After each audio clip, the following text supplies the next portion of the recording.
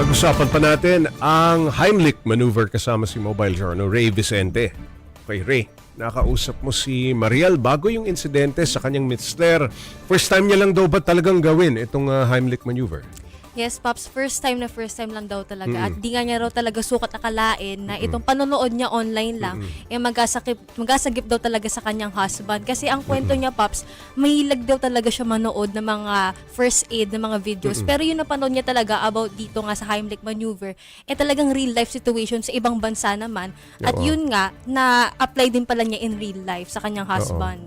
Okay, Ray, gaano kalaki yung gamot? At isa lang ba yun o multiple na tabletas para mabulunan itong Mr. ni Mariel? Pops Day, for context, no, maintenance kasi nitong husband niya for diabetes. Okay. At nung nakita natin yung mismong videos, ayan, nung gamot, kasing laki siya nitong hinliliit natin, yung kalahati ng hinliliit. Okay. Pero kasi, Pops, maliban sa malaki siya, nalimutan din kasi nitong ni Marnel na tanggalan sa balat or sa package yung gamot. Kaya talagang nahiwa yung lalamunan niya after nga mabara.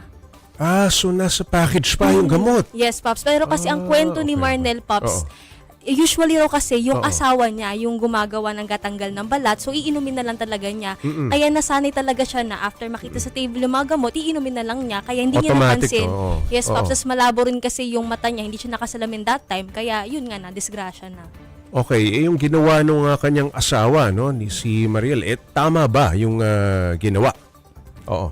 Yes, Pops, tama naman daw, sabi ni Dr. Dom, itong ENT doctor natin. Na sabi niya kasi talagang ito form yung fist, tapos dapat dito yung mismong thumb para ito yung mismong ilalagay sa 3 fingers below nga or dito sa abdomen medyo natin. Yes, taas Pops. ng puso daw. Yes, sabi Pops. ni Doc. Tas tama naman daw na talagang kailangan ng isa pang kamay para pang push kumbaga. Kasi sabi nga ni Mariel nung una, akala daw niya ganito talaga yung formation. Pero tama naman daw, sabi ni Sir Dom, na ito nga yung gagamitin Tapos talaga. bigla Yes, yung Pops. pag-push. Bigla at dapat malakas talaga yung puwersa para Ayun, malabas na yung object. Anong paalala ni Doc sa mga gagawa nitong Heimlich maneuver?